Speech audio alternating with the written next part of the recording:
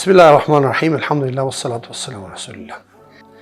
Është mos e normale të mendohet nëpërmjet binomeve, sepse binomet edhe shpjegojnë dy elementin përbërës të tij. Në rastin konkret, ndërgjegja dhe drejtësia. Është ndërgjegja ajo që vë drejtësia, apo është drejtësia ajo që kultivon ndërgjegje, dhe cila është lidhja mes të dyjave. Madje mund shtrojmë edhe një pyetje tjetër, jo thjesht intriguese, por e cila përbën në vetvete një sfidë të madhe. A mund të kemi drejtësi pa ndërgjegje? Në aparencë ose në përpjekjen e parë, kur i atribuojmë drejtësinë thjesht ligjit, shpejt ngutemi dhe themi se mund të kemi drejtësi edhe pa ndërgjegje. Sepse drejtësia është produkt i bashkëveprimit të disa institucioneve për ta çuar të drejtën në vend. Madje, shumë shkolla bashkëkohore e barasojnë ose tamam baraspeshojnë drejtësinë me ligjin. Nëse para disa vitesh kemi dëgjuar rreth shtetit të së drejtës, tashmë ne dëgjojmë rreth shtetit të ligjit.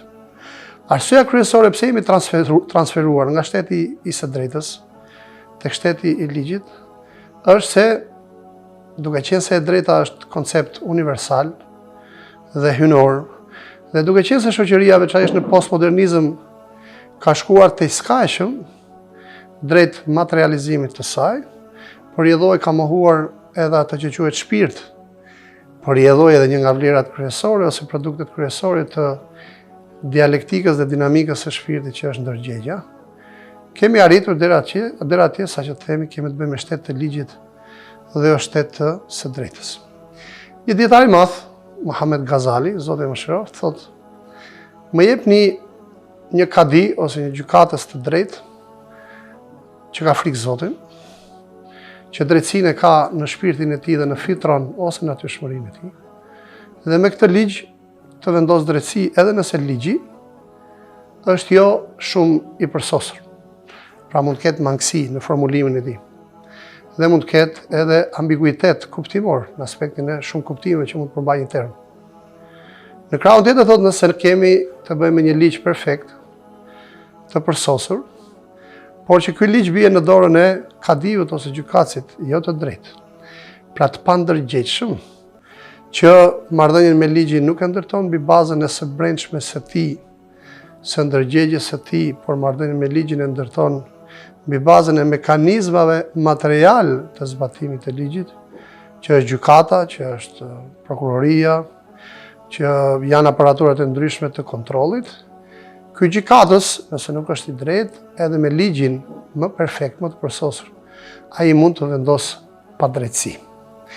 Që do të thotë se, sipas këndvështrimit të Muhammad Ghazalit, Zoti e mëshiroft, nuk është ligji ai që vë drejtësi, por është ndërgjegja e pastër e kadiut, devotshmëria e tij dhe, le të themi, iluminimi ose ndriçimi i shpirtit të tij me burime përtej lëndore, pra me burime transcendentale, që rezatojnë në ndërgjegjen e tij dhe në shpirtin dhe në zemrën e tij, për ta pasuruar me atë quhet takva ose devotshmëri, edhe që kjo e fundit i jep forcë atij që të arrijë tek drejtësia pavarësisht vështirësive të ndryshme që mund t'i nxjerrin këtij procesi, që ushtrohet nga ky lloj kadiu ose gjykatësi, vështirësi që mund të kenë lidhje me institucionet e drejtësisë, me llojin e ligjit, me pengesat e ndryshme, jo se në rrugën e zbatimit të ligjit për të vënë drejtësi.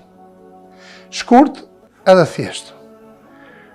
Drejtësia nuk mund të jetë produkt materialist, është e pamundur që të jetë tillë. Për arsye se drejtësia është një peshore, një ekuilibër, mbas të cilit funksionon gjithësia.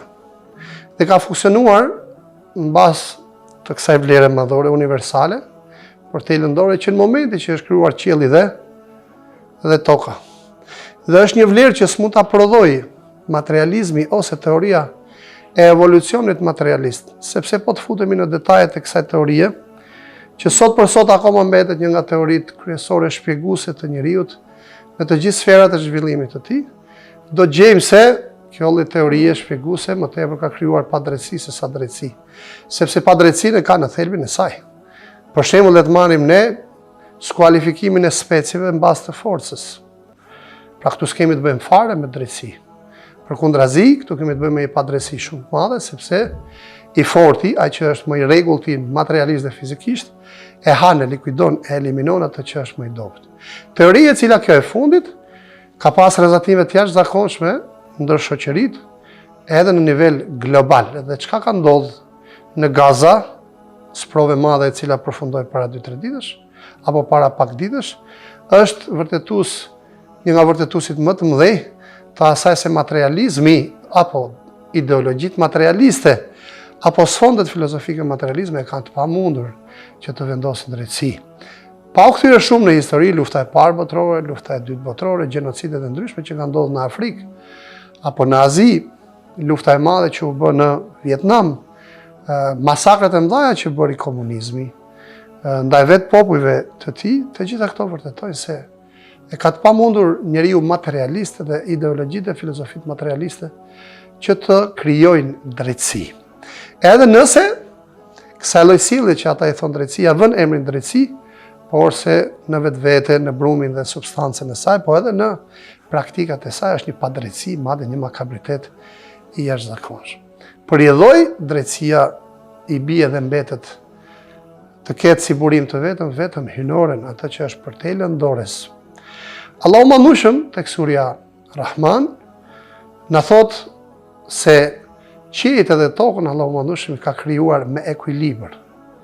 Dhe tokën Allahu Madhëshëm e ka krijuar me ekuilibër dhe ka krijuar atë për njerëzit.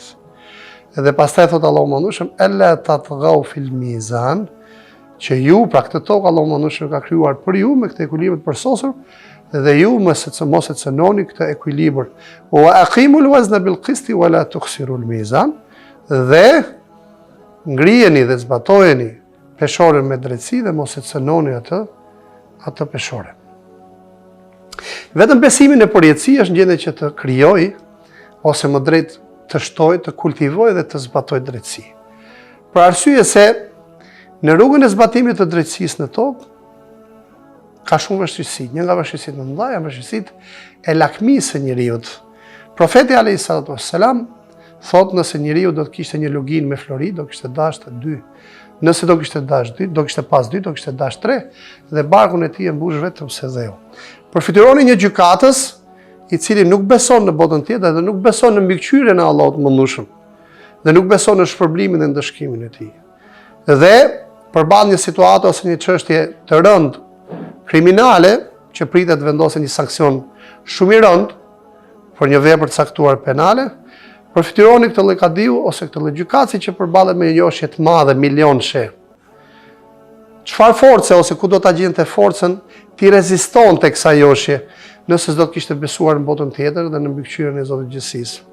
Normalisht që do ishte dobësuar shumë. Dhe aktualiteti i drejtësisë botërore në përgjithësi, po edhe lokale dhe vendore, e vërteton çka po themi, ose më drejt atë çka ka thënë Zoti i Gjithësisë dhe profeti i tij.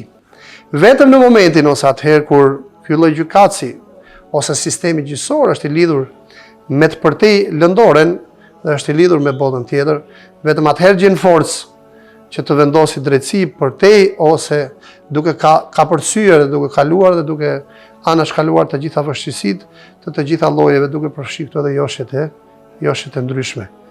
Allahu Madhëshëm na thot ne në librin e tij dhe profeti Muhammed alayhis salam se Kurani nuk është thjesht libri i besimit, por është libër edhe i shariatit dhe i ligjit, dhe se i ka mpleksur dhe i ka koordinuar dhe kombinuar në mënyrë perfekte besimin në Allahun dhe në takimin me të, në shpërblimin dhe ndëshkimin e tij dhe në botën tjetër, në mënyrë e kam pleksur dhe e kam mishruar në mënyrë perfekte me vetë ligjin dhe zbatimin e tij, saqë garanci madhore të ligjit dhe zbatimit të tij, që do të thotë garanci madhore të çuarjes së ligjit në destinacionin e tij, që është qëllimi i vendosjes së drejtësisë, ka garanci madhore besimin në Allahun e Madhëshëm dhe besimin në botën tjetër.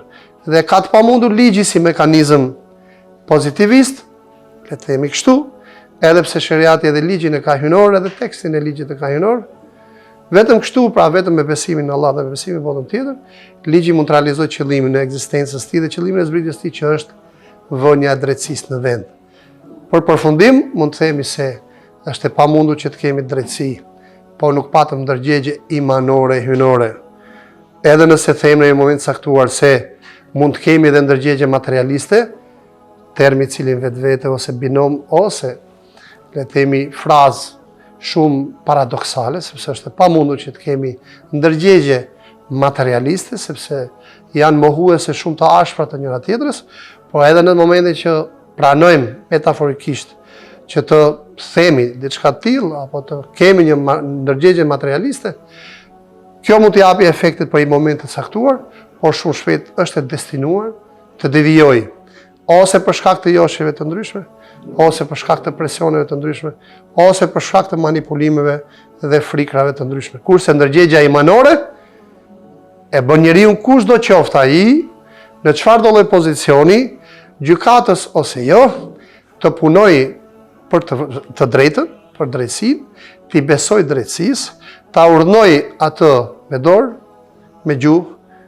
edhe me zemër, dhe thot profeti, pas këtij niveli nuk ka më iman, që do të thotë nuk mund të ketë më edhe drejtësi. Kështu e shikojmë në mënyrë pra të lidhur domosdoshmërisht ndërgjegjen me drejtësinë dhe nuk themi drejtësia dhe ndërgjegja, por themi ndërgjegja dhe drejtësia, sepse drejtësia si koncept është hynor, po si zbatim dhe si efekt është fryti një ndërgjegje imanore që është e lidhur me Zotin dhe me takimin me të në botën tjetër. Faleminderit, assalamu alaikum wa rahmatullahi ta'ala wa barakatuh.